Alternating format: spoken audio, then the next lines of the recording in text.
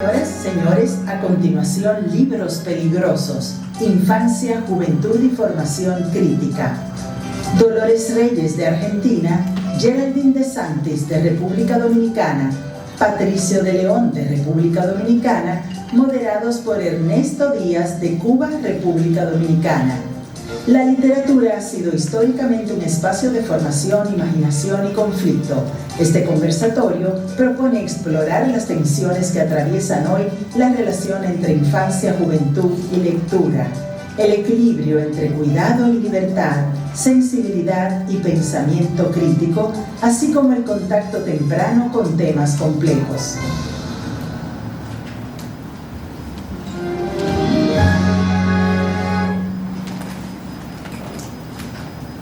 ¿Listo?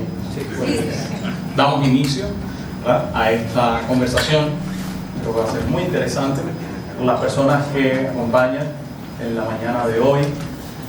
Para poder iniciar, yo quiero que todos los que estamos acá, todos, nos remontemos a nuestra infancia, si es que es posible, y pensemos en aquellos libros, aquellas cosas que leíamos. Y lo segundo es que pensemos en aquellas cosas que nos prohibieron leer, que eran consideradas peligrosas leer, cuando éramos niños, cuando éramos adolescentes. Y luego pensemos ahora en los niños y las niñas que tenemos a nuestro alrededor y cómo nosotros terminamos prohibiendo posiblemente o diciendo que son peligrosos algunos libros. Pensemos en eso para poder dar inicio. Bueno, estuve leyendo un libro, voy a empezar por ahí, que me regaló Patricio León, que se titula Un viaje inmemorial. Lo recomiendo. Voy a hacer promoción de la lectura, porque lo recomiendo. Y Patricio me previno sobre el libro y pensó que había algo en el libro que yo iba a decir no. Y después lo leí y dije, me encanta. Y lo que más me gustó fue Santa Claus haciendo gárgaras de jengibre. Muy interesante. Y luego lo que cuenta la historia, porque lleva a pensar en los niños si son buenos y si son malos. Y qué pasa con aquellos adultos que hemos considerado a lo largo del tiempo como malos, como viles, y la infancia que tuvieron. Y eso fue muy bueno. Pero el otro lado, leí Come Tierra. Ayer venía en vuelo desde Colombia y venía, toda la primera parte me la leí, entre turbulencias y viajes. Y así yo decía, ¿qué cosa? Y te digo algo, si yo fuera a cambiarle el nombre, porque eso también lo hacen los niños, lo hacen los adultos, a la historia la titularía Dolores y la dejaría solamente ¿Por qué a mí la tienen? Esa frase me encantó. Y luego tengo a Geraldine aquí, quien conozco también, que es una promotora de la lectura, ¿verdad?, que ha sido premiada y que voy a mirar con atención, Nela la Revoltosa, porque ese título me encantó. Así que vamos a conversar sobre esto. Yo quiero saber lo primero. ¿Hay libros que son peligrosos para los niños? Yo pienso que ningún libro es peligroso. La pregunta sería ¿qué abordaje le damos al tema del libro? Y si efectivamente ese lector está preparado para ese abordaje. Porque no es lo mismo que un niño de primaria lea un libro con una temática tal vez cruda o dura o difícil, que a nivel cerebral no está, o emocional, que básicamente es lo mismo, no esté preparado tal vez para entender, no tiene las herramientas para entender y asimilar ese texto. Y otra cosa es que sí lo esté y pueda entonces, como un buen mediador o un buen entorno, adentrarse en ese trabajo, en ese texto y poder sacar el provecho que tiene, con la función psicológica que tiene una buena trama compleja, de temas complejos, que yo pienso que son lo más necesario en la niñez y en la infancia. estoy de acuerdo con los conejitos, la florecita, todo eso, pero el lobo lo necesitamos los vampiros, etcétera, etcétera, los Voldemort, etcétera. ¿Qué piensas tú? Bueno, primero estoy muy contenta de volver aquí a República Dominicana y encontrarles tan apasionadamente nucleados por la lectura y los libros que nos apasionan tanto. Bueno, lo primero que se me ocurre escuchándote es peligrosos para quién, ¿no? Peligrosos para sí mismo, peligrosos para los papás y las mamás, porque la literatura, bueno, nos vuelve revoltosos también, ¿no? O peligrosos para los poderes. Yo creo que para los poderes sí, muchas veces los libros son peligrosos y por eso tenemos libros que incluso han abordado la temática, ¿no? Y no puedo dejar de pensar en Fahrenheit, obviamente, y la quema de libros. Y también a veces dudo, ¿no? De realmente, si no hay una suerte de doble discurso, ¿no? ¿Queremos realmente que nuestros niños sean lectores? Yo sé que mucha gente sí, y que seguramente la mayoría de todos nosotros sí queremos que nuestros hijos, hijas, nietos, sobrinos, alumnos, alumnas sean lectores. Ahora desde ciertos otros lugares me permito dudar, ¿no? Porque la lectura abre el pensamiento crítico, la lectura nos vuelve revoltosos, tengamos 4, 5, 10, 14 u 80 años. La lectura no nos hace fáciles de ovejitas, ¿no? No nos hace fáciles de ser parte de ningún rebaño.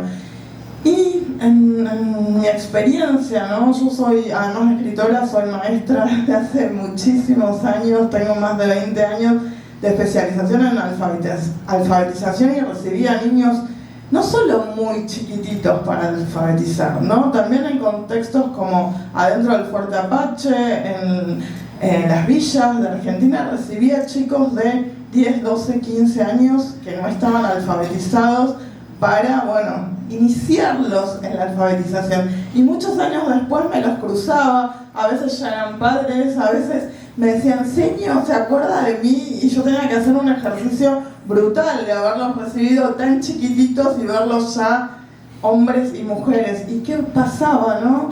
Ellos me contestaban, usted nos enseñó a leer, usted no leía cuentos. ¿No? Algo muy, muy hermoso, ¿no? Es que les haya quedado esa síntesis, ¿no? De recuerdo. Es algo que aprecio muchísimo, ¿no? Y que me parece que es lo más hermoso que pueden llevarse. Ahora, los libros sí son peligrosos, ¿no? Son peligrosos porque nos dan todas las perspectivas y todas las experiencias posibles. Nosotros somos seres humanos, a la diferencia, ¿no? De muchísimas otras entidades animales, vegetales que sienten. Nosotros nos formamos no solo con la experiencia directa, sino con esto, la experiencia simbólica. Somos todos los libros que hemos leído, somos también todas las bandas o películas que nos apasionaron, todas las series que maratoneamos, ¿no? La lectura abre la experiencia y nos enriquece absolutamente la experiencia. Y a veces, ¿no? Cuando hay un interés de dominio, cuando hay gobiernos, bueno, tiránicos o despóticos, bueno, por eso los libros muchas veces han sido objeto de persecución, incluso libros clásicos, ¿no? Como para infancias, como Un elefante ocupa mucho espacio, libros de María Elena Walsh, libros del Saborman, han sido prohibidos justamente porque, bueno, tienen ese germen absolutamente del pensamiento no solo no tradicional, no sometible, ¿no? Algo que es, bueno, esa rebelión, el germen de esa rebelión a los que nos quieren inducir. Y quieren que un niño o un adolescente lea un libro, prohíbanselo. O sea, prohíbanle leer. Yo tengo 7 hijos, ¿no? Y siempre hice mucho esfuerzo para que sean lectores. Me preguntan un montón cómo hago, no es la pregunta, pero el más chiquito de todos, cuando empecé a dar vueltas con mis libros, solo tenía un libro prohibido, que se lo sigo teniendo prohibido, que es un libro durísimo que se llama El Satán de los Esteros. No es un libro para chicos, es un libro que yo fui leyendo salteado y me afectó muchísimo. Y él me mandaba, cuando yo me demoraba más de una semana, me mandaba una foto de mi biblioteca con el libro así. O volver pronto o me pongo a leer esto. Bien. Patricio.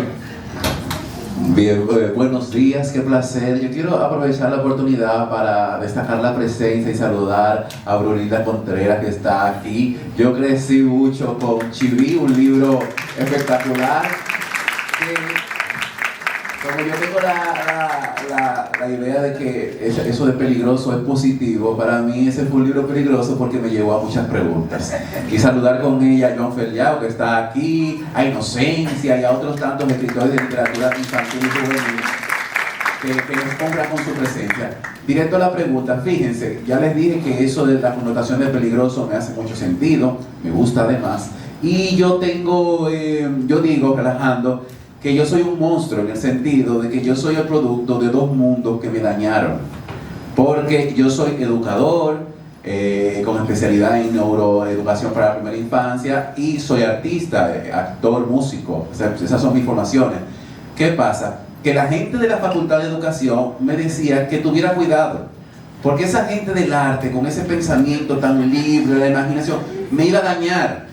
Entonces la gente de música y de teatro me decía, ten cuidado, porque esa gente de educación son muy formalistas, no te van a permitir tener una libertad de expresión, de creatividad. O sea que yo soy el producto de dos mundos que me dañaron y ya, miren dónde voy, tan mal no me ha ido. O sea que yo voy también como dañando gente, si se quiere. Bueno, eso es un relajo. Después, cuando publiqué este libro, ¿Qué pasó en Bennett?, que ahora lo pienso, y digo, mira, es una pregunta que puse como título, y yo que soy educador, aunque después en la literatura renuncio al didactismo, pienso que hay que renunciar totalmente. Aquí Andrés Riesmi, que es un neurocientífico argentino que hizo el prólogo, escribió algo que yo dije, bueno, pero lo de monstruos sigue como calando, porque él dice en su prólogo, Patricio León es una de esas raridades, un hombre de ciencia que además conoce sobre la vida, y por ahí sigue. Entonces, fíjense, lo de peligroso me hace sentido. Yo creo en la pregunta es una arma didáctica para mí, la pregunta. Pero he huido de eso, y yo creo que lo importante en la lectura, y es el camino que no hemos seguido y lo que nos ha hecho desviarnos a que todos queremos que aumenten los índices de lectura, los adultos, los niños, que yo digo que si los docentes no leen, pues bueno, está un poco difícil, si papá y mamá no leen porque los niños modelan. Pero el error ha sido en verlo como una carrera de fondo o como una necesidad para aprender.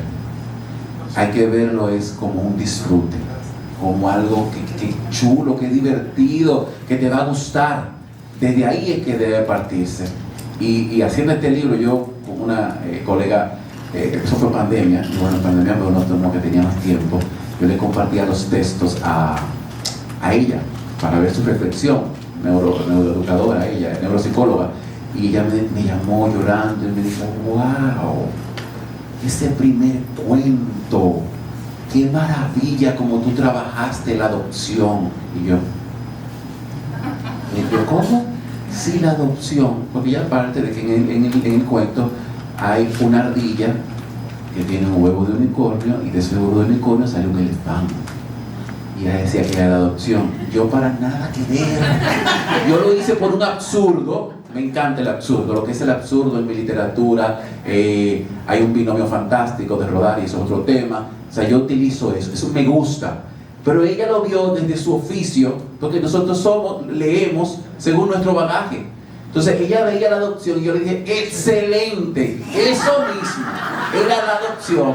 De manera que cada quien ve lo que entiende, y la literatura se juzga mucho y la juzgan los adultos y los profesionales. El psicólogo quiere ver los temas que están trabajando, el educador siempre me pregunta en los talleres, ¿y qué van a aprender? Y yo, no. ¿Y cuál es el mensaje? No sé, vamos a ver lo que ellos digan. ¿Cuál es el mensaje del autor? No. Hasta cuando hago teatro, que la gente dice, ¿y esa obra quería decir? No, yo no sé. Lo que tú entendiste, lo que tú sentiste, lo que tú experimentaste. Muy bien. Escuchándolo, voy pensando, y con el título, a mí me costaba, lo digo, Elisa, cuando me pidieron esta cápsula para promover, cada vez que libros prohibidos, no, que no es libros prohibidos, es libros peligrosos. Después pensaba yo, es que estoy pensando en las prohibiciones que hacemos de los libros y que se han puesto de tendencia y moda en los últimos años. Eso ha sido una constante a lo largo de la humanidad. Antes se guardaban en las bibliotecas y alguien los protegía de la gente, o a la gente de los libros, no sé cómo era.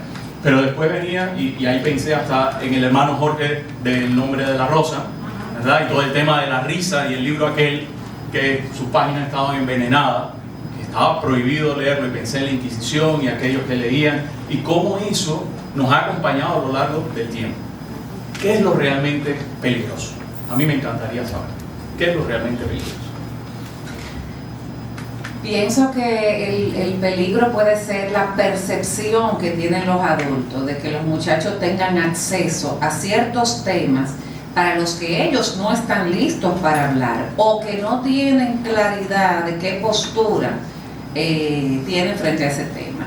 Recuerdo un libro, cuando daba clases, yo también soy docente, que se llamaba Billy y el vestido rosa. No sé si ustedes lo conocen. Es un niño que, bueno, se ponía ropa de chica y eso.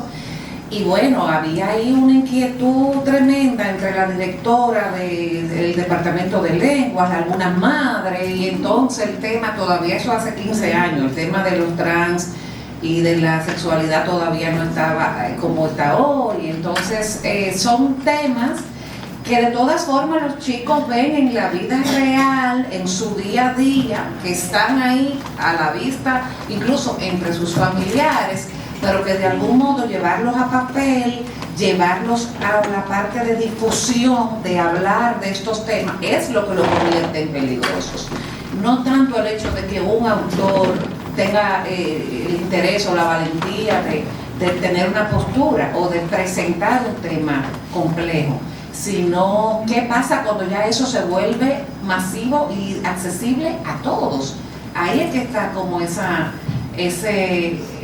sensación de que ya no tenemos el control sobre estas mentes o sobre qué van a evaluar estos chicos, y entonces esas decisiones de o censura o de quitarlo de las bibliotecas, de no darle acceso, se vuelven entonces una consecuencia lamentable, porque realmente el arte y la vida, yo creo que están unidas, y pienso que la literatura y la vida definitivamente se nutren la una a la otra. Entonces, si ya está en la vida el asunto, ¿por qué cortarlo de los libros?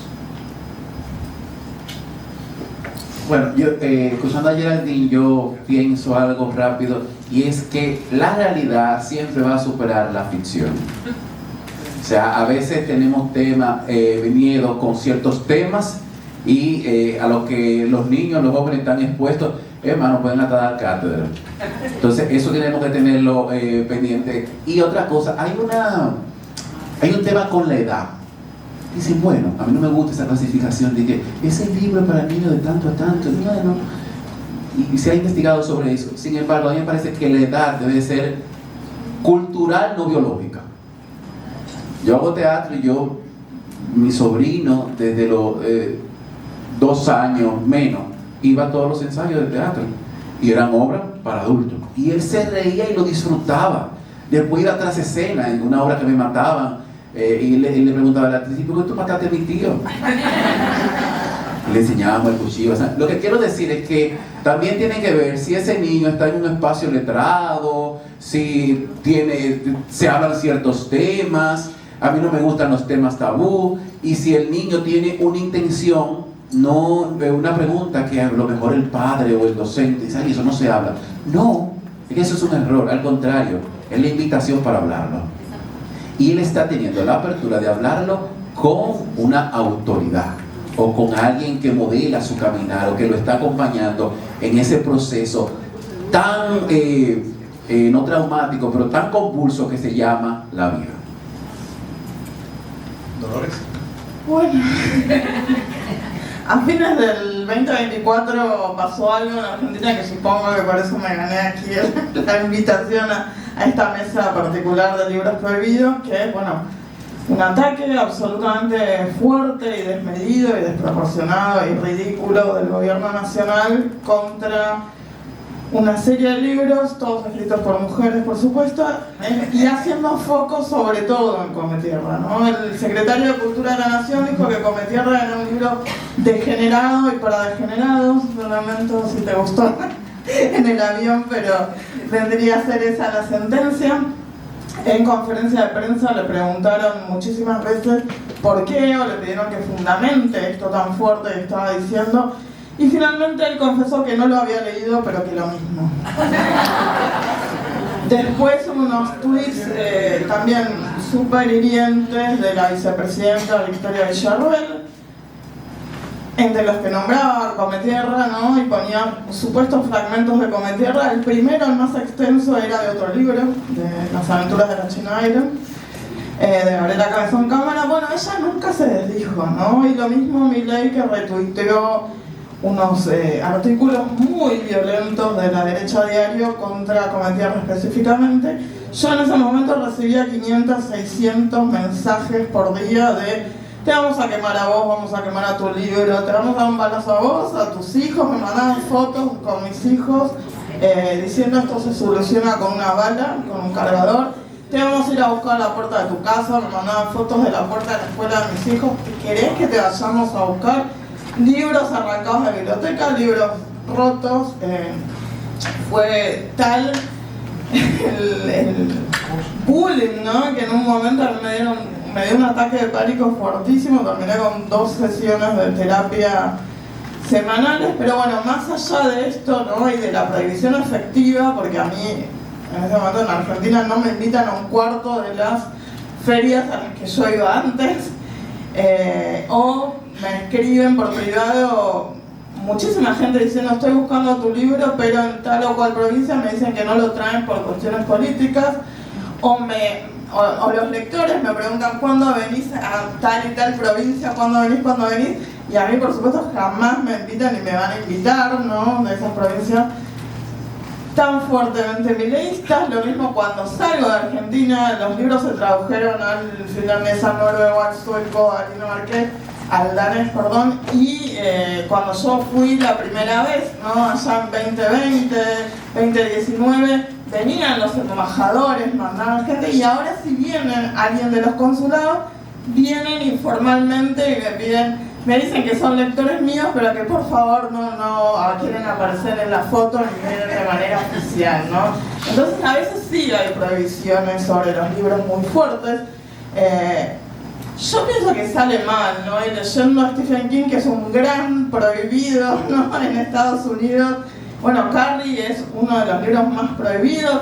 Ojos Azules, de Toni Morrison, que para mí es un libro espectacular para trabajar con adolescencias en las aulas, también ha sido muy prohibido.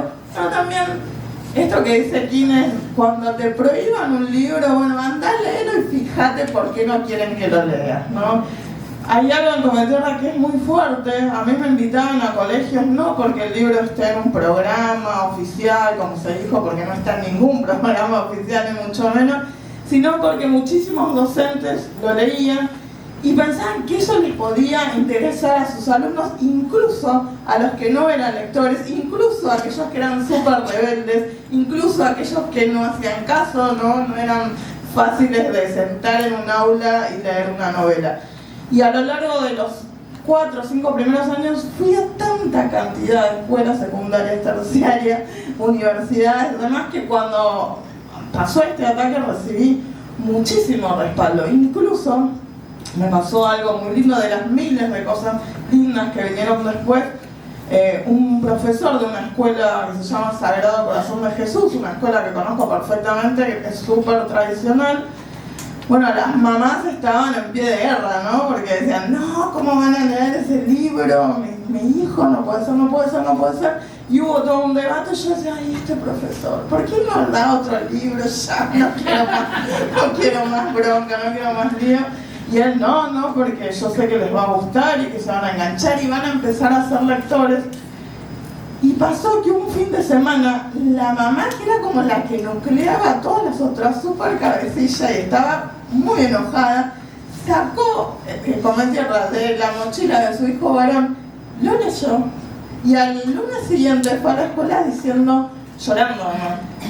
Muchas gracias por leer un libro que aborda la violencia de género, muchas gracias por tratar estos temas con nuestros hijos y con mi hijo en particular, porque yo viví esto, ¿no? Con mi abuela, y en nuestro momento era vergüenza, era silencio, era no saber qué hacer, y yo sufrí muchísimo y nunca lo pude hablar con nadie hasta ese momento, ¿no? Una mujer de más de 40 años. Entonces, a veces, ¿no? Pensando en el peligro, bueno, un libro es un artefacto pequeño, ¿no?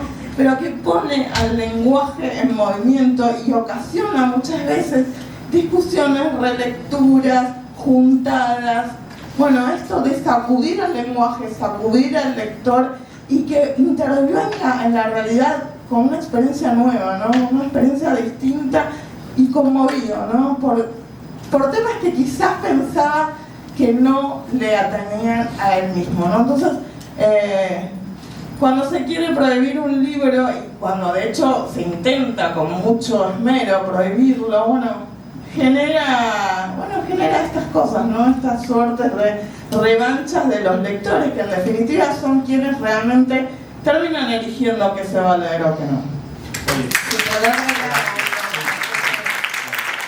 Justamente de esa especie de ruido, ¿no? Y de temas que surgen cuando se conversan y se leen libros así difíciles, es importante también que suceda esto, porque hay una parte que tiene que ver con la corregulación, no solo entre lector y mediador, sino a nivel social. La sociedad necesita que se hablen ciertos temas específicos que pueden ayudar a aliviar los traumas sociales. Por ejemplo, nosotros tenemos un tema en el país con los feminicidios, que cada año lamentablemente las estadísticas siguen subiendo, y sé que hay abordajes del Estado para las familias y las víctimas, pero uno se pregunta qué están leyendo esos niños que quedan sin sus madres, sin sus tías, sin sus abuelas.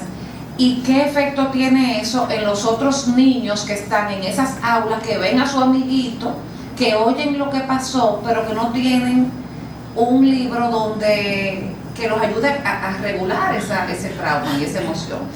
Y entonces a nivel nacional tenemos temas pendientes. Una de los que meditamos como autores es qué vamos a hacer para abordar esa realidad y que estas discusiones ocurran. Y esos momentos de sanación, al menos a nivel grupal, puedan suceder. Excelente, gracias por eso. Estoy pensando en las escuelas, en los colegios y en las famosas listas que le entregan a las familias de los libros que tienen que comprar y leer sus hijos. ¿Quién decide lo que se lee y cómo se lee? Recuerdo 2 años de formación, estudié en el seminario y tenía compañeros, los que eran del seminario de Sano, estaba en una orden religiosa, tenían que tener algunos libros forrados para que el formador no se diera cuenta que estaba leyendo a un sacerdote jesuita de la India que se llamaba Tony de Melo, pero sus libros estaban prohibidos por el Vaticano en algún momento, ¿verdad? Y para poder leerlo tenían que hacerlo así. En Cuba otros teníamos a veces también que forrar los libros que nos llegaban, como El Maestro y Margarita, pero que eran prohibidos por la oficialidad. Entonces, pensando en esto, yo quiero saber, porque tú en este libro presentas a Hitler niño, tu experiencia con la censura y la autocensura. Y por ahí el rey. Bueno, este hijo intelectual mío me ha dado mucho dolor de cabeza. Ahí no es así. Pues en un momento viví una especie de censura y casi autocensura, porque, bueno, el libro comienza con un tema tristísimo, que es la muerte de un niño en víspera de Navidad, lo cual ya era atípico y la gente comenzó a decir, pero ¿por qué tú comienzas con una, o sea, para niños, toda alegría? Y él decía, bueno, los niños experimentan todas las emociones. En Navidad, además. Y en Navidad además, víspera de Navidad. Y bueno, pues así como hay que hablar de alegría, de risa, también la muerte, porque al niño se le muere un perro, un abuelo, una tía, lamentable, pero pasa. Ese fue como el primer comienzo, pero eso pasó. Ahora bien, el niño cuando muere, hace un viaje con Santa Claus, se imaginan, tiempo atrás, y va a visitar 4 personajes de la historia. Y el primero que visita es a Hitler cuando niño. Y bueno, pues ve a Hitler, un niño que no llora, y eso causó mucho comentario. Estaba yo que lo que me pareció era que yo decía, pero en España, ¿no? Pienso que hay más libertad, ¿no? De que allá causara problema, y me hacía la observación de que en el libro estaba Hitler y que yo tenía que tener cuidado con romantizar a Hitler, porque yo partía de una premisa de Jean-Jacques Rousseau, que dice que todos los niños nacen buenos, y de José Martí, que dice que los niños nacen para ser felices. Entonces al ellos toparse con ese primer encuentro con Hitler, aquí está el niño, miren el bigotico, lo que ponen de allá, la ilustración. Entonces causaba mucho revuelo de por qué Hitler, y además bajo la premisa de que era un niño bueno. Entonces me decían, ¿qué estás romantizando a Hitler? Entonces la opción, porque yo venía de un programa de formación, era que publicara el libro sacando a Hitler. Y yo le decía, pero es que el segundo viaje, el segundo personaje que él visita es Iván el Terrible, o sea, que fue más terrible que Hitler en cuanto a dimensión. Y decía, bueno, lo que pasa es que está más reciente la herida, es más cercano, está más reciente. Entonces lo aprobamos, pero saca a Hitler. Evidentemente no lo saqué, pero sí tuve mi proceso de reflexión y de casi autocensura. Y yo dije, un momento, ya uno vive censurándose mucho en la vida para que también en la literatura uno tenga que censurarse. Entonces lo publiqué. Hay quienes pues como él, que me ha dicho que sí, que le gustó, y hay otros que dicen que sí, pero es que lo de Hitler sigue estando. Bueno, pero el libro está ahí, está la conversación. Sin embargo, lo que yo sí puedo decir es que cuando yo he hecho la lectura con niños, no pasa nada, porque el prejuicio está en el adulto. El niño está en una experiencia lúdica de lectura y se mete en el juego de la historia. Entonces, esa es mi experiencia con este hijo mío que me ha dado tormento. Ya, yo te pregunto sobre esto, en términos de autores dominicanos que podríamos considerar sus libros peligrosos, o que deberían, algunos pensar que deberían prohibirse. ¿Tienes algo así? Infantiles y juveniles, porque de adultos sí hay varios, pero yo traje algunos que quería mencionar, sobre todo tal vez, gracias Yulisa, en el orden, porque en su momento cuando salió publicado dio mucho que hablar y se consideró incluso un boicot, un grupo de personas con ideas nacionalistas de que entienden que los niños dominicanos o haitianos dominicanos no deben lucir, no deben estar representados en libros. Entonces, bueno, este es uno de ellos, La muñeca de Diula. Es un libro sobre una niña de una comunidad cañera que tiene, por supuesto, una muñeca y que tiene derecho a jugar. Hay otro libro de este tema de Virginia Escobar que se llama Dos casas, una isla, y habla también de ese derecho al juego, que es lo que los niños quieren, antillanos, ¿no? Y que tienen derecho entre un juego entre un niño de este lado de la frontera y uno del lado de Haití, en los que están simplemente jugando. El libro no tiene texto, solamente tiene, tiene gráfica, y entonces el juego con el lector es que el libro se puede girar y tú empiezas el juego en creol y en exacto. Entonces se puede girar y el juego y el libro vuelve a comenzar. Entonces es un juego infinito y me parece una metáfora perfecta de eso. Es también considerado un libro, se podría decir, complejo, difícil para tratar porque no muchos quieren hablar del tema. Hay otros que tienen que ver con salud mental, de nuestra querida Brunilda que está aquí, El mal del juicio. Ella tiene otros libros también difíciles, uno de ellos acaba de ganar el premio Aurora Tavares Beliar, de Juliana a Julián. Es una historia de una chica... Una autora peligrosa. Una autora peligrosa, y verdad, porque es un tema de salud, ¿no? Nace con... se llama intersexuado, lo que antes era hermafroditismo, y entonces...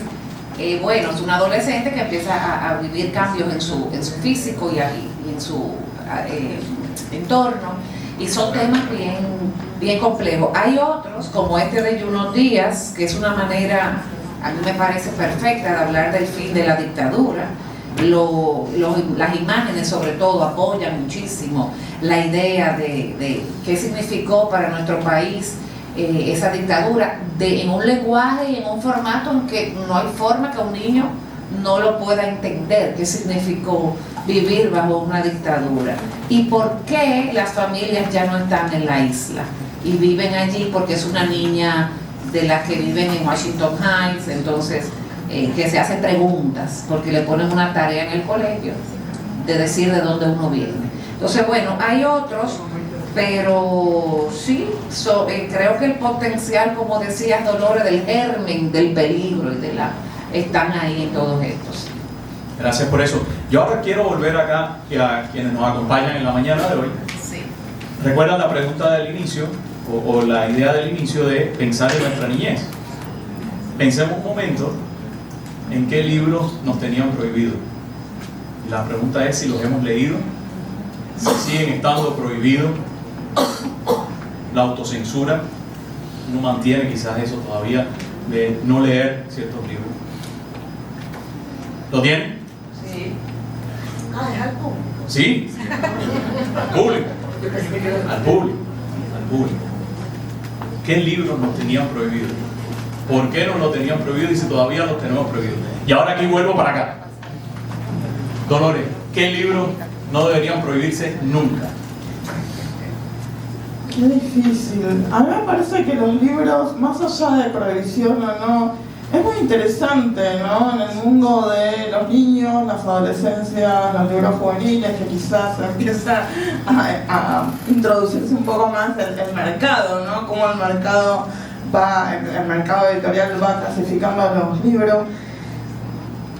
Me parece que la literatura es literatura o no es literatura, y nuestros niños o nuestros adolescentes no deben ser subestimados, ¿no? En el otro reino enorme de las historias que les circulan, tienen acceso a muchísimas temáticas que yo siento que incluso los libros vienen por detrás, ¿no? Hay tanta preocupación de cómo van a abordar este tema o este otro tema en un libro, cuando ellos ya lo abordaron en la vida misma, en reels del celular, en series televisivas, en películas, en otros consumos culturales a los que no se les pone tanto foco ni cuidado. Cuando volví a ir a las escuelas secundarias, acompañando de nuevo a Cometierra de los 5 años previos a este intento brutal de censura, nunca un adolescente, o incluso colegios enteros se incomodaron por lo que mandaban como señalamiento a quienes querían censurar el libro, ¿no? Yo nací en 1978 en Argentina. En ese momento la gente tenía que enterrar sus bibliotecas, ¿no? O destruías el libro o lo tirabas, o enterrabas tu biblioteca, porque si te encontraban tal o cual libro, podías terminar en un centro clandestino de detención y ser un desaparecido. Y se quemaron 1,5 millones de libros de Centro Editor de América Latina, no como un acto secreto, ¿no? Sino que la dictadura lo quemó, lo filmó, lo fotografió, orgullosa de lo que estaba haciendo. Entonces, me parece muy necesario que haya discusiones de qué se va a leer, discusiones como hay en los hermosos clubes de lectura que tienen acá en República Dominicana, pero siempre fundamentadas, ¿no? Siempre el decir, bueno, por esto y por esto vamos a leer este libro o preferimos este otro para tal edad o para tal ciclo. Siempre desde la fundamentación crítica y no desde la prohibición. Eso es lo que me parece más interesante.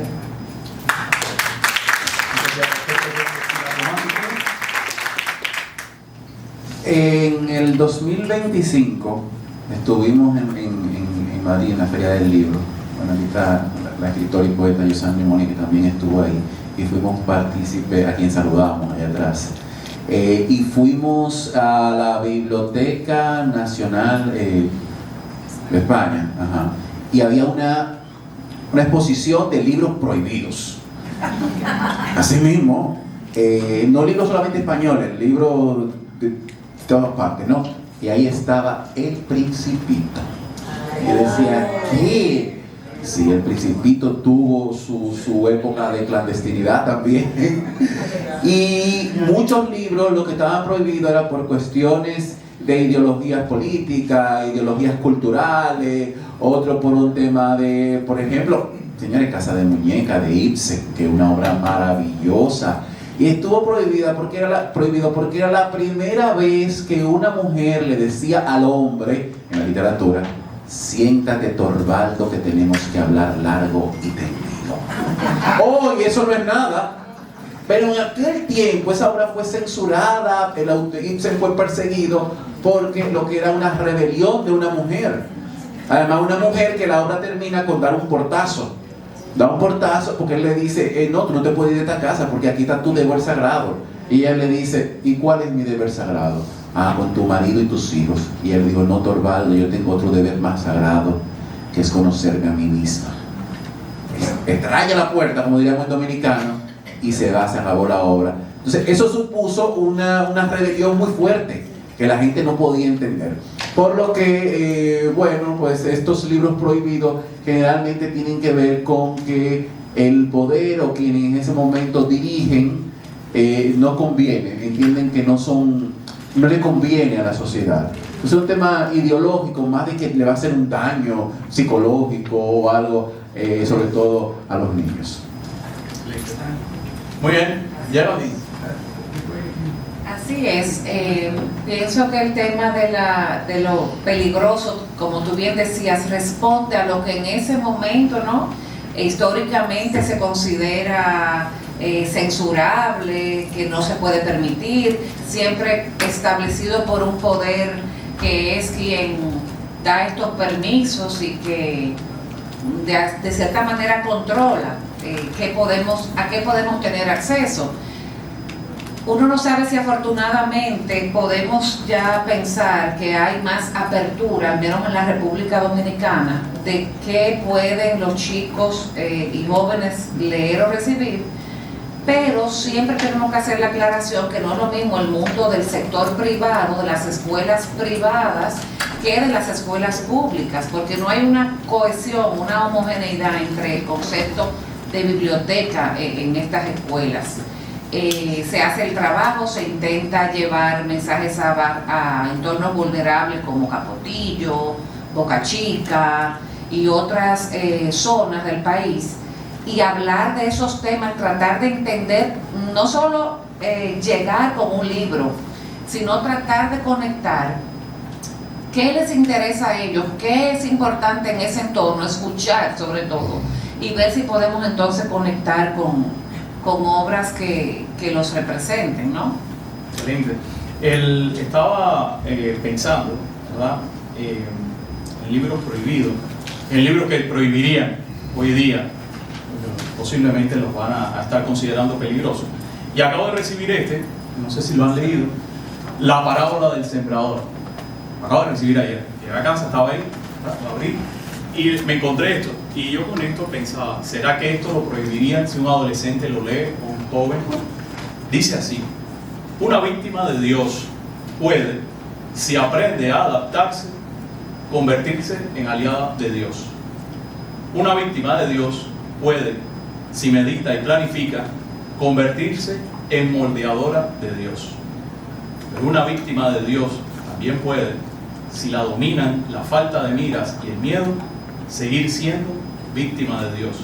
juguete de Dios, presa de Dios. Solamente ese fragmento. Yo dije, ¿qué haría esto? Pues lo leí, lo dejo marcado, me lo llevo acá a este conversatorio, ¿no? Cuando tú entras a una escuela, a un barrio, a una comunidad, a una familia, te encuentras por qué realidad por la que se prohíbe el libro. Ahora yo quiero, para ir avanzando hacia el cierre, soy profesor, soy padre, soy madre, soy gestor cultural o soy autoridad. ¿Qué debería hacer con la literatura, con la lectura en República Dominicana? Hace unos 2-3 meses fuimos a un centro maravilloso, Politécnico Nuestra Señora del Carmen, que está en el Simón Bolívar, Santo Domingo Norte, con una profesora de Harvard, Doris Sommer, y tuvimos una experiencia con estudiantes del club de lectura. Y recuerdo que el texto que utilizamos fue La mancha indeleble de Juan Bosch. ¿Recuerdan ese texto que nos han leído? Deposite aquí su cabeza. Y en la mesa me tocó con los estudiantes, hubo una estudiante que terminó diciendo al final: ahora no solo he leído La mancha indeleble, sino que la he bailado, porque cada grupo después tenía que representarla. Y eso me marcó porque dije, en el tiempo ella se va a acordar de la obra, no solo porque la leyó, sino porque la actuó, y la actuación que tuvo fue bailar. Entonces, ¿qué recomendaciones cada uno de ustedes quisieran hacer a aquellos que les toca este rol? Además, obviamente, de adoptar la práctica en la casa para leer, yo pienso que a nivel dominicano el libro tiene que dejar de ser un lujo para las familias. No puede seguir siendo un objeto o una experiencia reservada para quienes pueden adquirirlo. Entonces, tomando eso en cuenta, una vez el libro está en la mano de los niños y los jóvenes, por supuesto es para leerlo, para disfrutarlo, para bailarlo, no para un deber, ni para una obligación, ni un castigo como en mi época era. Había que ir a la biblioteca de castigo. Por supuesto, para mí era una alegría, porque así yo pasillaba todos los estantes y veía todo, y era para mí el paraíso. Pero el abordaje de la lectura... Pensaban que te torturaban. Exacto, y yo feliz. Entonces, esa digamos, excusa que es el libro para estar juntos, para disfrutar, entender, y la corregulación de la que hablaba primero. Crear experiencias positivas alrededor de la lectura, del placer, la alegría, aún leyendo temas complejos y difíciles, porque una persona, un lector no está solo nunca, una familia no está sola si es lectora. Es un regalo y una herramienta inestimable. Para mí la lectura debe ser un tema de Estado. Y mi respuesta, yo me sumo a todo lo que dice Geraldine y lo que hemos hablado aquí, de esa, es como la hormiguita que vamos trabajando. Ahora, si queremos resultados, tenemos que verlo con una visión de Estado. El año pasado yo hice una carta pública a los ministros de Educación y Cultura, ahí está en acento, la pueden buscar, y ahí hablaba de políticas educativas. Y este año presenté en la Universidad Autónoma de Santo Domingo la propuesta de un centro de investigación y producción de la literatura infantil y juvenil. ¿Por qué? Porque este es un tema que tenemos que abordarlo macro para poder tener resultados sostenibles. No puede ser, claro, las experiencias son importantes, pero si nosotros queremos de verdad atenderlo, debe de ser de una voluntad de Estado. Y yo diría que investigación en literatura infantil y juvenil, ver la parte de la interdisciplinaridad de que lo trabajan no solamente los educadores, sino también los psicólogos, los economistas, aunque pueden decir cómo, sí, así mismo los médicos, que estaba aquí Toral, ver la parte de formación. Yo creo que como país tenemos como la especialización en literatura infantil y juvenil. Nos falta, estoy hablando de formación, no es que no hay, no, es de formación, de robustecer, también de poder nosotros competir a nivel internacional. Por ejemplo, México tiene una gran cultura, ¿no? de investigación, de producción. nos falta eso. Y para finalizar, algo que yo duré muchos años siendo técnico de educación de las juntas descentralizadas, y hay que empoderar las juntas de centro. Para los que no saben, rápidamente a los centros educativos del Estado mensualmente le da un dinero para ellos, para su autogestión.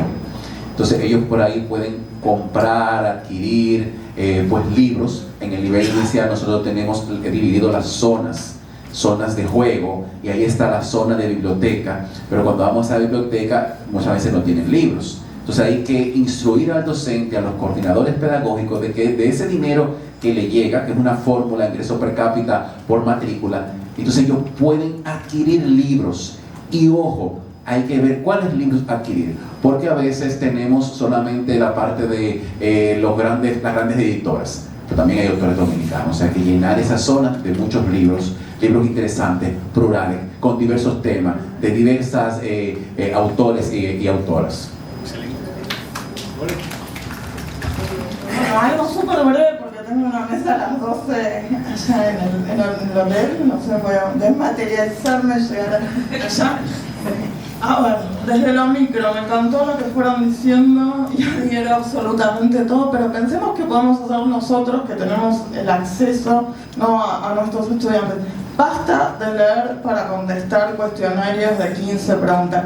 Basta de leer textos para sacar 10 verbos, 10 sustantivos, 10 adjetivos. Porque siempre me dicen que sí, después yo lo veo. Nunca nuestros alumnos, nuestros hijos, nuestros sobrinos van a llegar al hermoso placer de texto que llegamos todos nosotros si los hacemos leer con ese pedagogismo tan contradictorio. Basta de pensar que los chicos van a leer un cuento para compartir sus útiles con el de al lado, para ser buenos vecinos, para sacar la basura a horario. Los chicos se dan cuenta, los adolescentes más todavía, de esas costuras, ¿no?, que tienen los libros, inmediatamente los cierran y dicen esto es aburrido, ¿no? Tenemos que buscar el placer de los lectores, la incomodidad, el desarrollo del pensamiento con libros, incluso que quizás no fueron pensados para infancias y adolescencias, y que sin embargo, bueno, les están hablando como los interlocutores más válidos. Busquemos principalmente el placer del texto. Muy bien. Excelente. Gracias, Dolores. Voy a recomendar de nuevo tu libro, los libros de ustedes. Pero en Cometierra hay algo que me dejó rápidamente. Quería saber qué edad tenía. Y cuando va a la feria, en la primera parte, me doy cuenta que es un adolescente, porque tiene en su mano una cerveza y en la otra un algodón de azúcar rosado. Y pude pensar en eso. ¿Qué es el adolescente? ¿Dónde se ubica? Y solo con las palabras escritas de esa manera te puedes dar cuenta de quién es Cometierra. Así que a disfrutar, a vivir la lectura, y gracias de verdad a Mar de Palabras por la oportunidad.